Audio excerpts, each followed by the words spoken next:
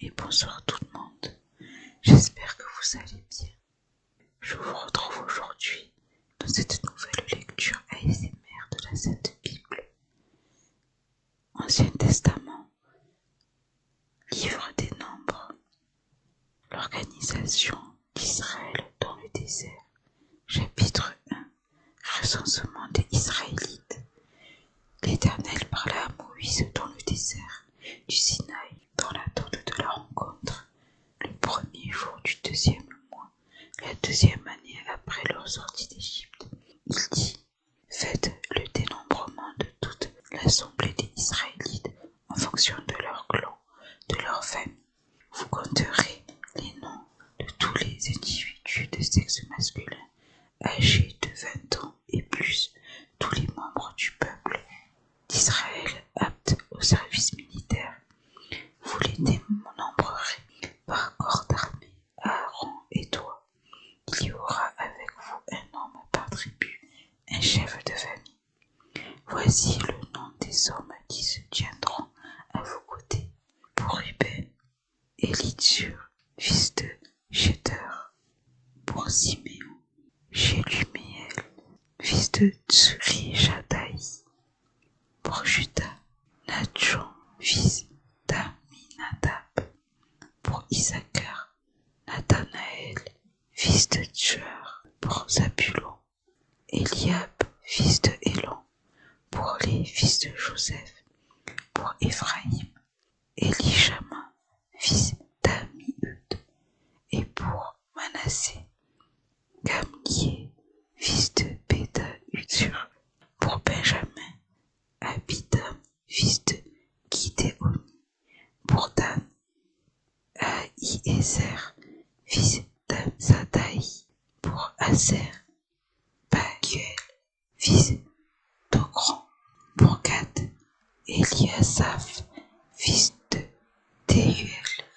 Pour Nephtali, Ahira, fils d'Enan. Tels sont les princes des tribus de leurs ancêtres, les chefs des milliers d'Israël, appelés parmi l'assemblée. Moïse et Aaron prirent comme adjoints les hommes qui avaient été nommément désignés, et ils convoquèrent toute l'assemblée le premier jour du 2e mois. On enregistra les Israélites sur la base de leur clan, en fonction de leur famille, en comptant les nombres de tous les individus âgés de 20 ans et plus. Moïse les dénombra dans le désert du Sinaï, comme l'Éternel lui avait ordonné. On enregistra les descendants de Ruben, l'aîné d'Israël, en fonction de leur clan, de leur famille, en comptant les noms de tous les individus de sexe masculin âgés de 20 ans et plus, tous ceux qui étaient aptes au service militaire. On dénombra 46 500 hommes dans la tribu de Ruben. On enregistra les descendants de Siméon en fonction de leur clan, de leur famille. On les dénombra en comptant les nombres de tous les individus de sexe masculin âgés de 20 ans et plus, tous ceux qui étaient aptes au service militaire. On dénombra 59 300 hommes dans la tribu de Siméon. On enregistra les descendants de Gad en fonction de leur clan, de leur famille, en comptant les noms des hommes âgés de 20 ans et plus, tous ceux qui étaient aptes au service militaire. On dénombra 45 650 hommes de la tribu de Gad. On enregistra les descendants de Judas en fonction de leur clan, de leur famille, en comptant les noms des hommes âgés de 20 ans et plus, tous ceux qui étaient aptes au service militaire. On dénombra 74 600 hommes de la tribu de Judas. On enregistra les descendants d'Issachar en fonction de leur clan, de leur famille, en comptant les noms des hommes âgés de 20 ans et plus, tous ceux qui étaient aptes au service militaire. On dénombra 54 400 hommes de la tribu d'Issachar. On enregistra les descendants de Zabulon en fonction de leur clan, de leur famille, en Tous ceux qui étaient aptes au service militaire, on dénombra 57 400 hommes dans la tribu de Zabulon. Pour les fils de Joseph, on enregistra les descendants d'Éphraïm en fonction de leur clan, de leur famille, en comptant les noms des hommes âgés de 20 ans et plus. Tous ceux qui étaient aptes au service militaire, on dénombra 40 500 hommes. Dans la tribu d'Éphraïm, on enregistra les descendants de Manassé en fonction de leur clan, de leur famille, en comptant les noms des hommes âgés de 20 ans et plus. Tous ceux qui étaient aptes au service militaire, on dénombra 32 200 hommes dans la tribu de Manassé. On enregistra les descendants de Benjamin en fonction de leur clan, de leur famille, en comptant les noms des hommes âgés de 20 ans et plus. Tous ceux qui étaient aptes au service militaire, on dénombra 35 400 hommes dans la tribu de Benjamin.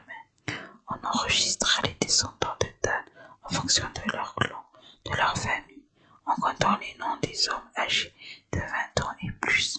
Tous ceux qui étaient aptes au service militaire, on dénombra 62 700 hommes dans la tribu de Dan.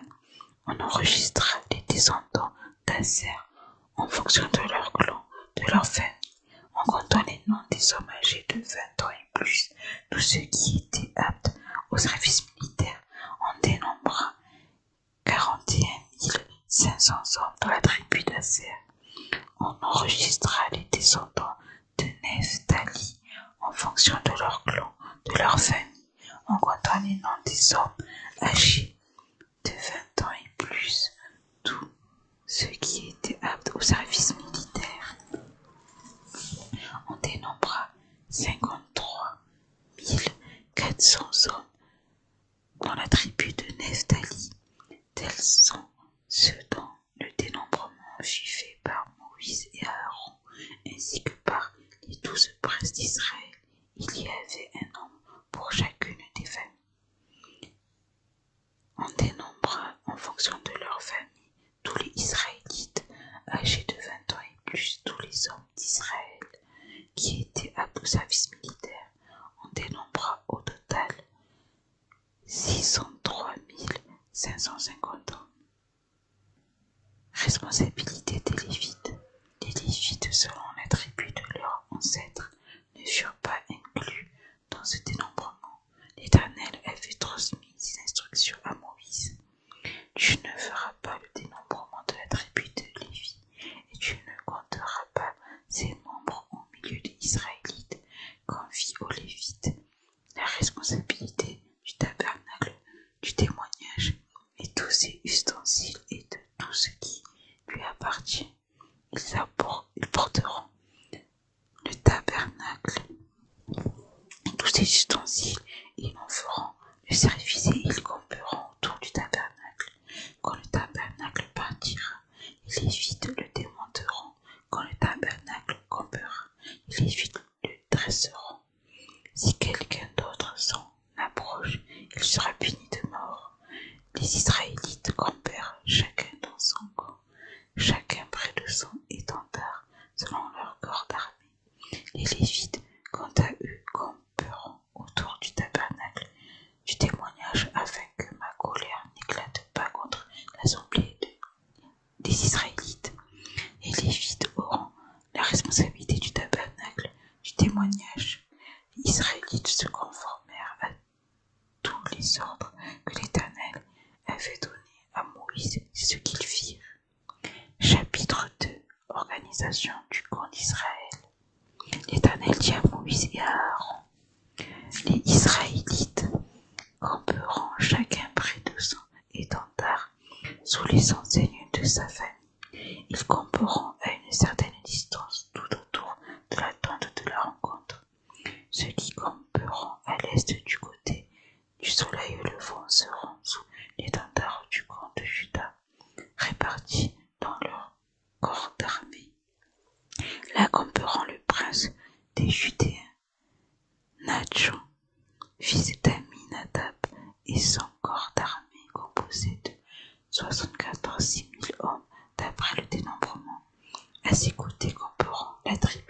d'Issachar, le prince des Issacharites, Nathanaël, fils de Tsuar, et son corps d'armée composé de 54 400 hommes d'après le dénombrement. Puis la tribu de Zabulon, le prince des Zabulonites, Eliab, fils de Hélon, et son corps d'armée composé de 57 400 hommes d'après le dénombrement. Total dans le camp de Juda, d'après le dénombrement, 186 400 hommes répartis dans leur corps d'armée. Ils se mettront en marche les premiers. L'étendard du camp de Ruben se trouve au sud avec ses corps d'armée. Là camperont le prince des Rubénites, Élitsur, fils de Gédéur, et son corps d'armée composé de 46 500 hommes d'après le dénombrement. À ses côtés camperont la tribu de Siméon, le prince des Siméonites, Jélumiel, fils de Tsuri Shadaï, et son corps d'armée composé de 59 300 hommes d'après le dénombrement. Puis la tribu de Gad, le prince des Gadites, Eliasaph, fils de Déhuel, et son corps d'armée composé de 45 650 hommes d'après le dénombrement. Total pour le camp de Ruben d'après le dénombrement, 151 450 hommes répartis dans leur corps d'armée. Ils seront les deuxièmes à se mettre en marche. Ensuite partira la tente de la rencontre avec le camp des Lévites placé au milieu des autres camps. Ils suivront dans la marche l'ordre dans lequel ils auront campé, chacun à sa place selon son étendard. L'étendard du camp d'Éphraïm se trouvera à l'ouest avec ses corps d'armée. Là camperont le prince des Éphraïmites, Élishama, fils d'Amihud, et son corps d'armée composé de 40 500 hommes d'après le dénombrement. À ses côtés camperont la tribu de Manassé, le prince des Manassites, Gamliel, fils de Pédatsur, et son corps d'armée composé de 32 200 hommes d'après le dénombrement. Puis la tribu de Benjamin, le prince des Benjaminites, Abida, fils de Gidéoni, et son corps d'armée composé de 35 400 hommes d'après le dénombrement. Total pour le camp d'Éphraïm d'après le dénombrement, 108 100 hommes répartis dans leur corps d'armée.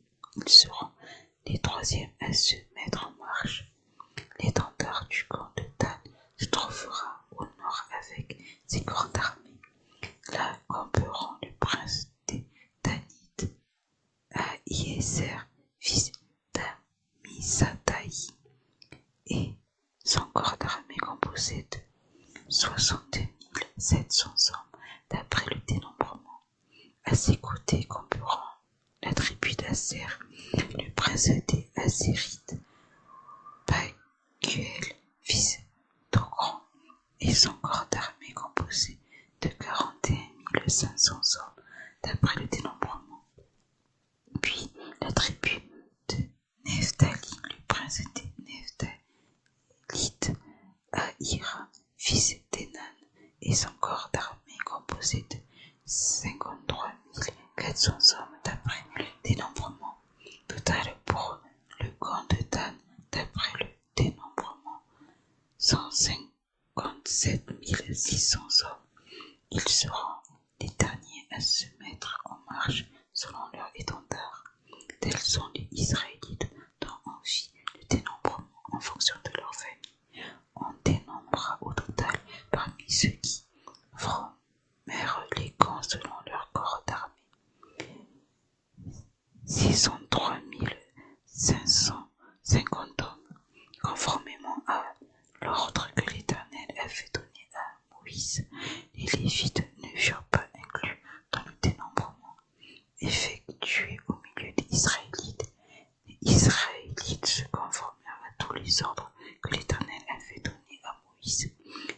ainsi qu'ils campaient selon leur étendard, et c'est ainsi qu'ils se mettaient en marche, chacun en fonction de son clan, suivant sa famille.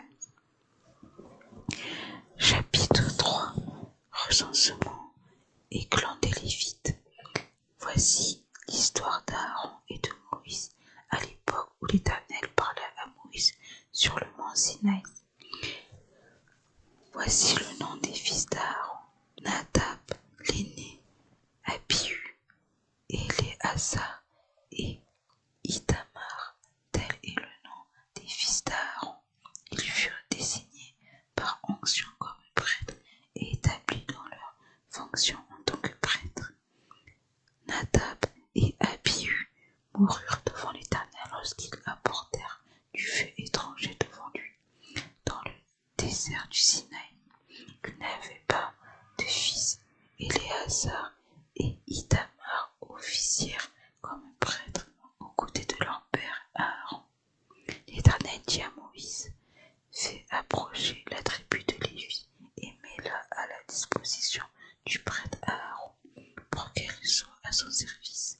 Ils assumeront sa tâche et celle de toute l'assemblée devant la tente de la rencontre en effectuant le service du tabernacle. Ils auront la responsabilité de tous les ustensiles et de la tente de la rencontre et assumèrent la tâche des Israélites en effectuant le service du tabernacle. Tu donneras les Lévites à Aaron et à ses fils. Ils lui seront donnés comme des dons de la part des Israélites. Mais c'est Aaron et ses fils que tu établiras responsables de leur fonction de prêtre. Si quelqu'un d'autre y prend part, il sera puni de mort. L'Éternel dit à Moïse: j'ai pris les Lévites du milieu des Israélites à la place de tous les premiers-nés des Israélites, et les Lévites m'appartiennent. En effet, tout premier-né m'appartient. Le jour où j'ai frappé tous les premiers-nés en Égypte, je me suis consacré tous les premiers-nés en Israël, aussi bien les hommes que les animaux. Ils m'appartiennent, je suis l'Éternel. L'Éternel dit à Moïse dans le désert du Sinaï: fais le dénombrement des Lévites en fonction de leur famille, de leur clan. Tu feras le dénombrement de tous les hommes âgés d'un mois et plus. Moïse les dénombra sur l'ordre de l'Éternel. Il se conforma à cet ordre. Voici les fils de Lévi, cités par leur nom: Gerson, Kehass et Merari. Voici le nom des fils de Gerson en fonction de leur clan: Libni et Shimei. Voici les fils de Kehass en fonction de leur clan: Amram, Jitzéar, Hébron et Isuel, ainsi que les fils de Merari en fonction de leur clan: Machli et Mushi. Tels sont les clans de Lévi en fonction de leur famille. De Gerson descendant les clans de Libni et de Shimei. Tels sont les clans de Gersonites.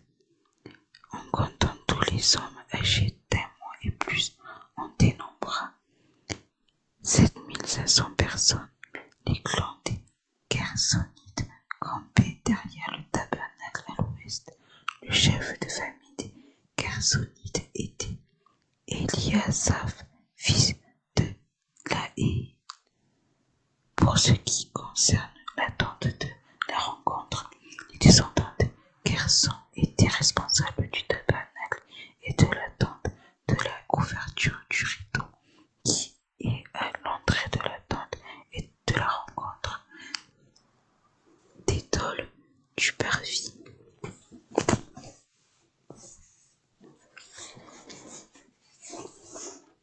du rideau de l'entrée du parvis qui entoure le tabernacle et l'autel,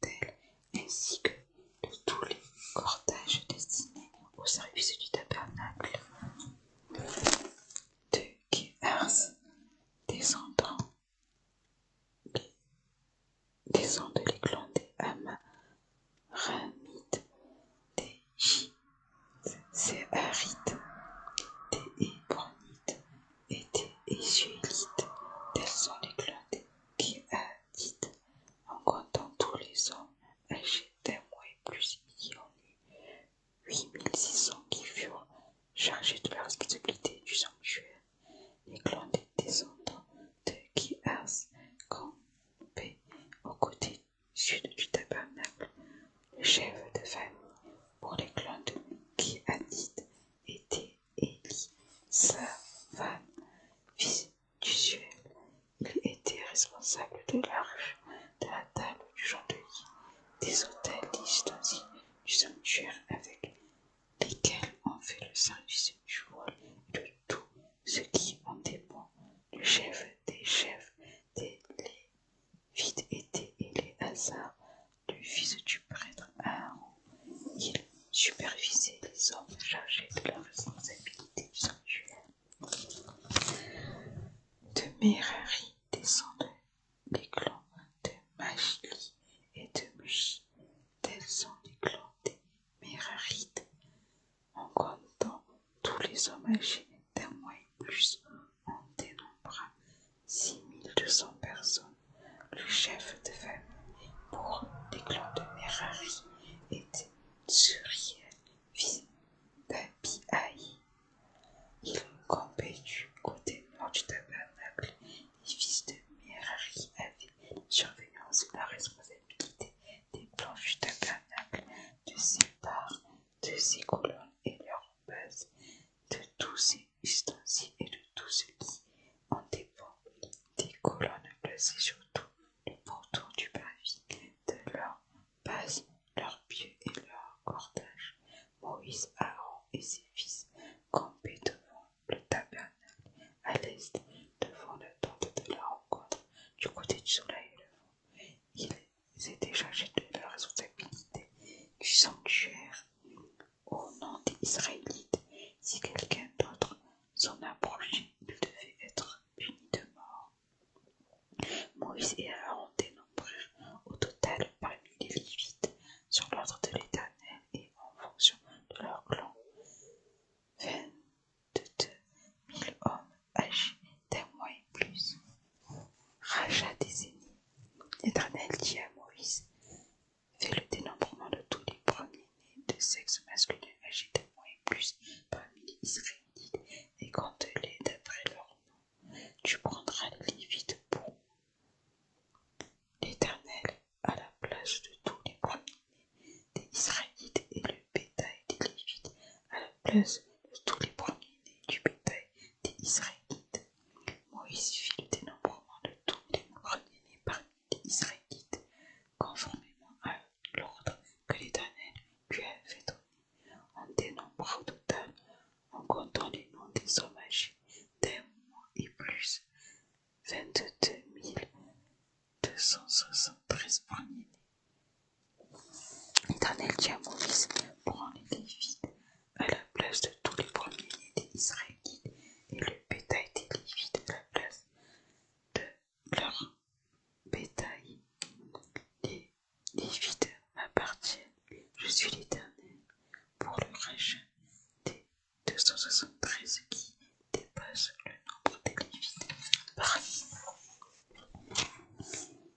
les premiers-nés des Israélites, tu prendras 5 pièces par personne. Tu les prendras d'après la valeur des talents du sanctuaire, qui est de 10 grammes. Tu donneras l'argent à Aaron et à ses fils pour le rachat de ceux qui sont en trop par rapport au nombre des Lévites. Moïse prit l'argent pour le rachat de ceux qui dépassaient le nombre des premiers-nés rachetés par les Lévites.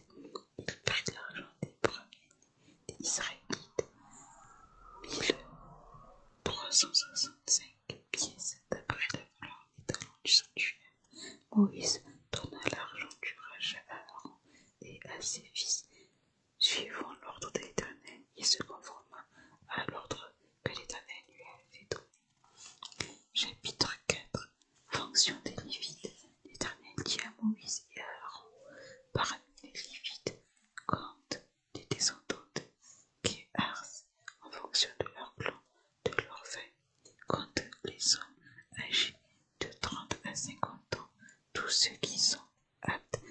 exercer une fonction dans l'attente de la rencontre. Voici les fonctions des descendantes qui arsent dans l'attente de la rencontre. Ils seront chargés du lieu adressé.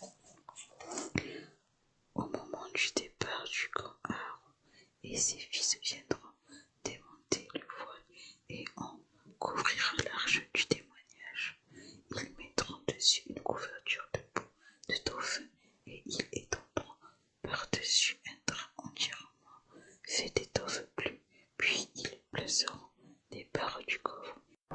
Ils étendront un drap bleu sur la table des pains consacrés et ils mettront dessus les plats, les coupes, les tasses et les gobelets pour les offrandes de produits liquides.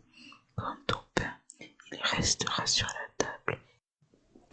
Ils étendront sur ces éléments un drap cramoisi qu'ils envelopperont dans une couverture de peau de dauphin. Puis ils placeront les barres de la table.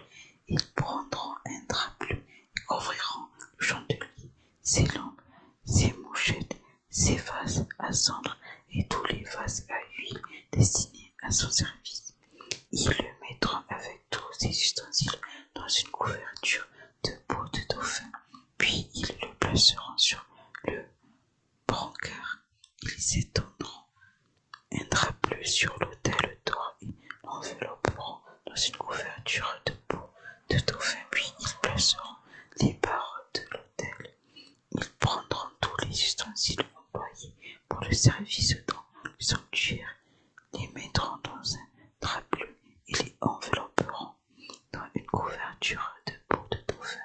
Puis ils les placeront sur le brancard. Ils retireront les cendres de l'autel et ils étendront sur l'autel un drap pourpre. Ils mettront dessus tous les ustensiles destinés à son service, les brûle-parfums, les fourchettes, les pelles, les bassins, tous les ustensiles de l'autel et ils étendront par-dessus une couverture de peau de dauphin. Puis ils placeront les barres de l'autel. Une fois qu'Aaron et ses fils auront fini de recouvrir le sanctuaire et tous ses ustensiles, les descendantes Kéhars viendront pour les porter au moment du départ du camp. Cependant, ils ne toucheront pas les choses saintes, sinon ils mourraient. Telle est la charge attribuée aux descendants de Kéhars concernant la tente de la rencontre.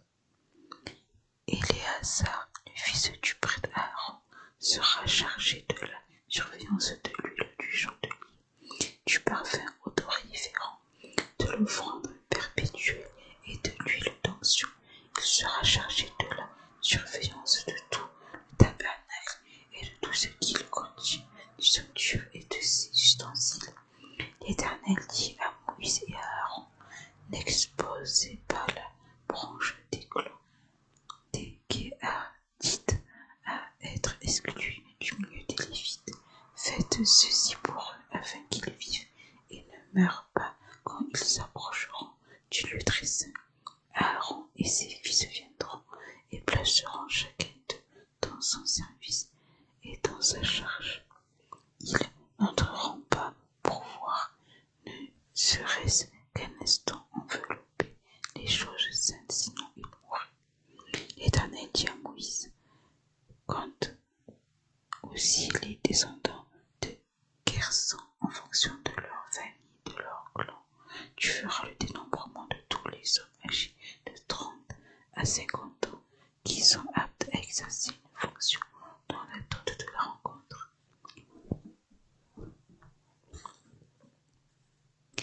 Voici les fonctions des clans de Gersonites, le service qu'ils devront effectuer et ce qu'ils devront porter.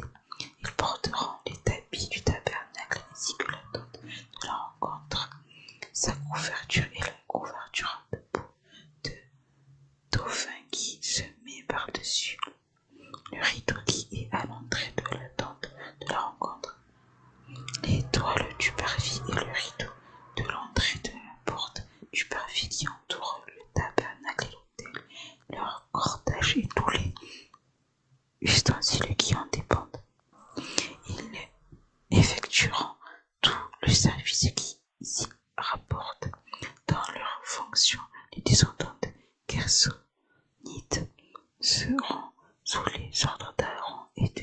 fils pour tout ce qu'ils porteront et pour tout le service qu'ils devront effectuer. Vous leur confierez la responsabilité de tout ce qu'ils ont apporté. Telles sont les fonctions des clans issus des Chersonites concernant l'attente de la rencontre. Ils exerceront leurs responsabilités sous la direction d'Ithamar, le fils du prêtre Aaron. Tu feras le dénombrement des descendants de Merari en fonction de leur clan, de leur famille. Tu feras le dénombrement de tous les hommes âgés de 30 à 50 ans qui sont aptes à exercer une fonction dans l'attente de la rencontre. Voici ce qu'ils ont la responsabilité de porter. Suivant leur fonction dans l'attente de la rencontre, les planches du tabernacle, ses barres, ses colonnes, ses bases, les colonnes du parvis, qui forment l'enceinte, leurs bases, leurs pieux, leur cordage, tous les ustensiles qui ont des bandes et tout ce qui est destiné à leur service. Vous désignerez par leur nom les objets qu'ils ont la responsabilité de porter. Telles sont les fonctions des clans issus de Merari. Toutes leurs fonctions concernant l'attente de la rencontre, ils exerceront sous la direction d'Ithamar, le fils du prêtre Aaron. Moïse, Aaron et les princes de l'assemblée firent le dénombrement des Kéhatites en fonction de leur clan, de leur famille. Ils dénombrèrent tous les hommes âgés de 30 à 50 ans qui étaient aptes à exercer leurs fonctions dans l'attente de la rencontre. On dénombra ainsi en fonction de leur clan 2750 hommes. Voilà l'effectif des clans des Kéhatites. Tous ceux qui exerçaient des fonctions dans l'attente de la rencontre. Moïse et Aaron firent leur dénombrement conformément à l'ordre que l'Éternel avait donné par l'intermédiaire de Moïse. On dénombra les descendants de Gerson en fonction de leur clan, de leur famille, les hommes âgés de 30 à 50 ans, tous ceux qui étaient aptes à exercer une fonction dans l'attente de la rencontre.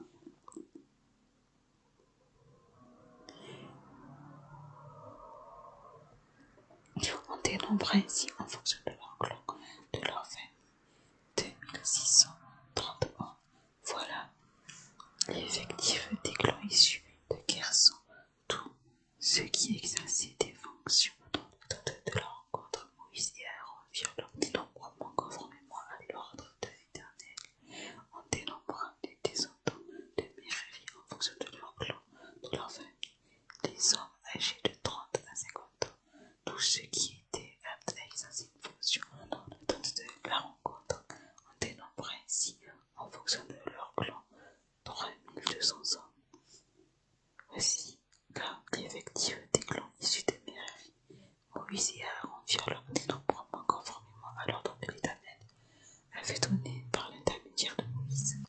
Moïse, Aaron et les princes d'Israël dénombrèrent les Lévites en fonction de leur clan, leur famille, tous les hommes âgés de 30 à 50 ans qui étaient aptes à exercer des fonctions et à servir de porteurs dans l'attente de la rencontre.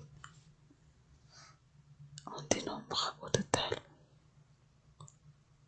8580 hommes. On fit leur dénombrement conformément à l'ordre que l'Éternel avait donné par l'intermédiaire de Moïse. On indiquera à chacun le service qu'il devait effectuer et ce qu'il devait porter. On fit leur dénombrement conformément à l'ordre que l'Éternel avait donné à Moïse. Loi sur la pureté, le vol, la jalousie conjugale. Chapitre 5. L'Éternel dit à Moïse, ordonne aux Israélites de renvoyer du camp tous les lépreux et toute personne qui a un écoulement ou est souillé par un mort. Homme ou femme, vous les renverrez à l'extérieur du camp, vous les renverrez afin qu'ils ne souillent pas le camp au milieu duquel je demeure. C'est ce que firent les Israélites. Ils renvoyèrent ces personnes à l'extérieur du camp. Les Israélites agirent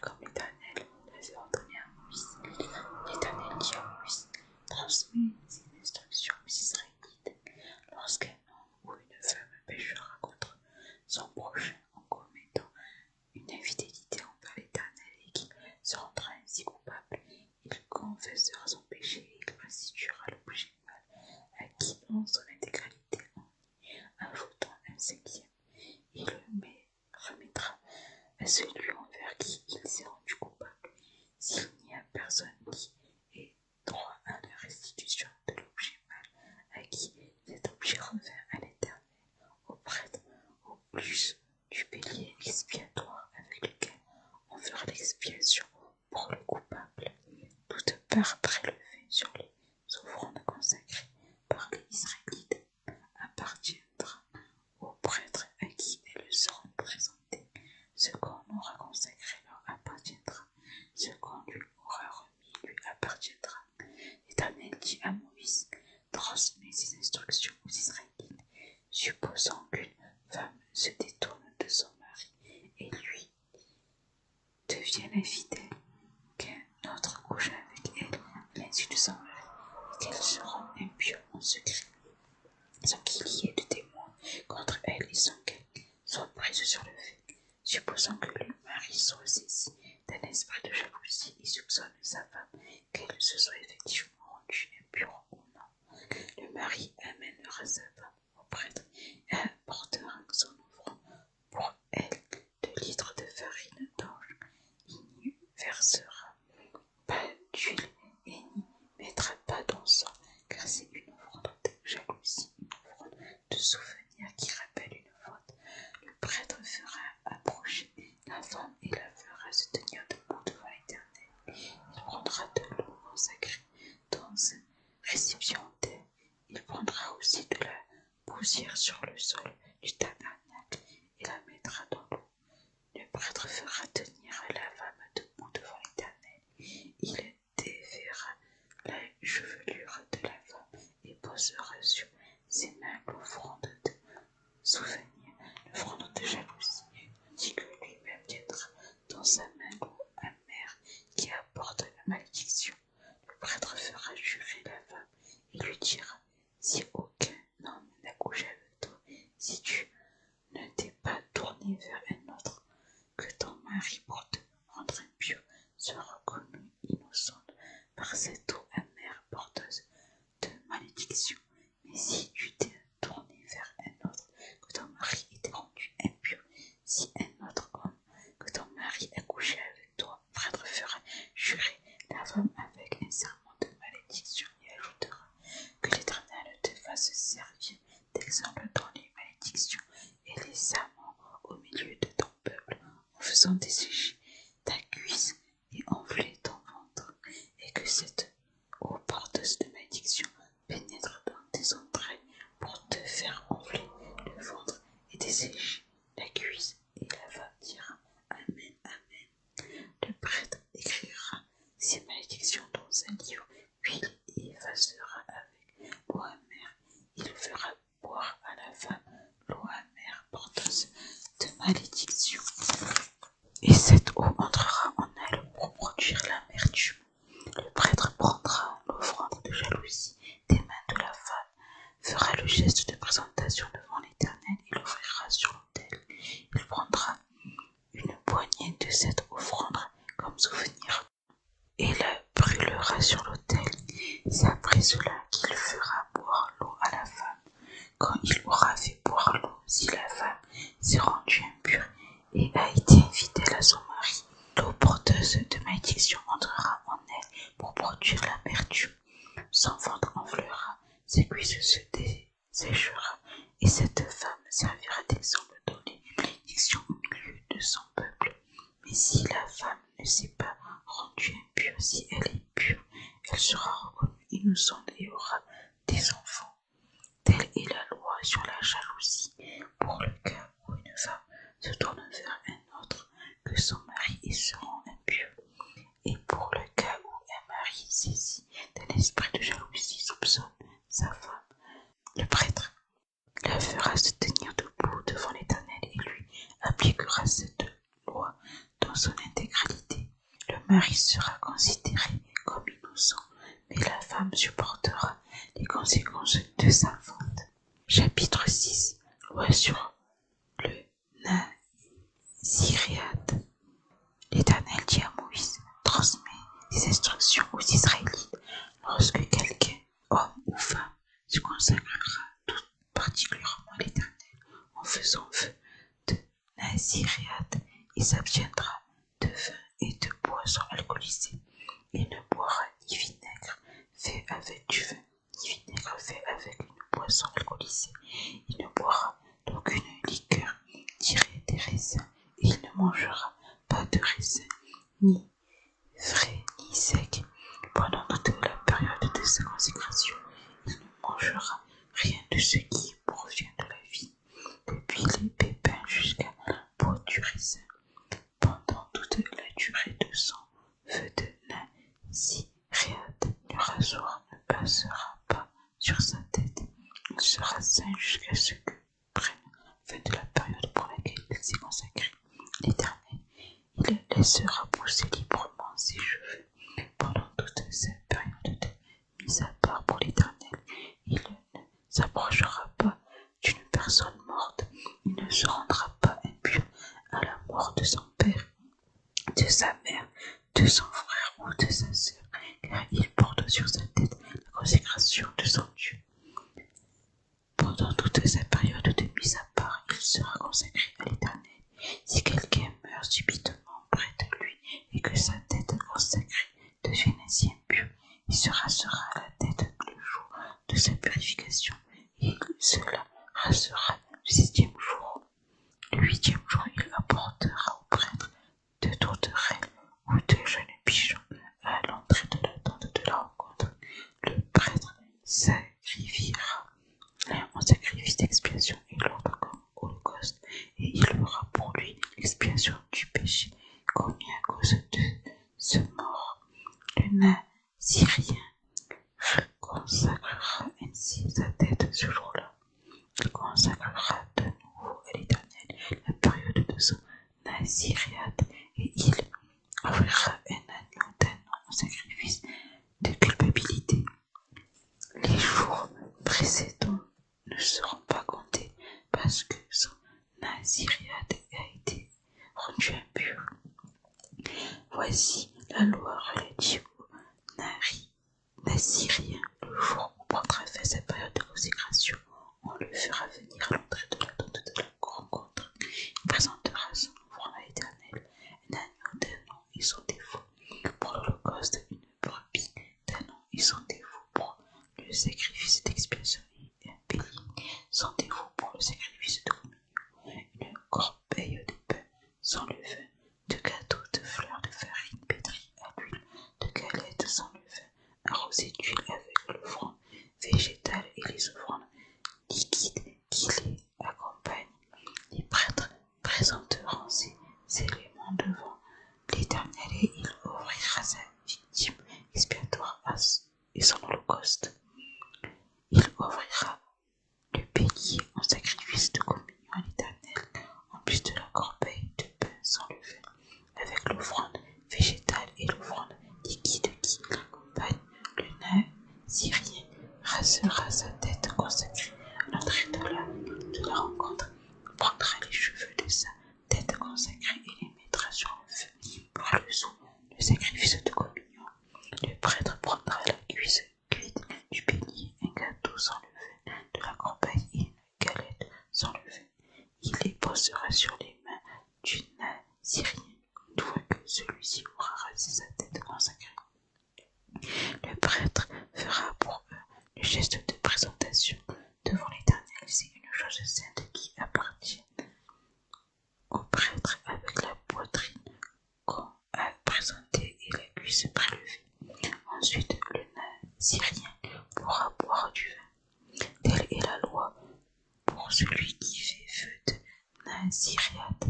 Telle est son offrande à l'Éternel pour son Naziréat, en plus de ce que lui permettront ses ressources. Il accomplira ce qui est ordonné pour le feu qu'il a fait conformément à la loi de son Naziréat.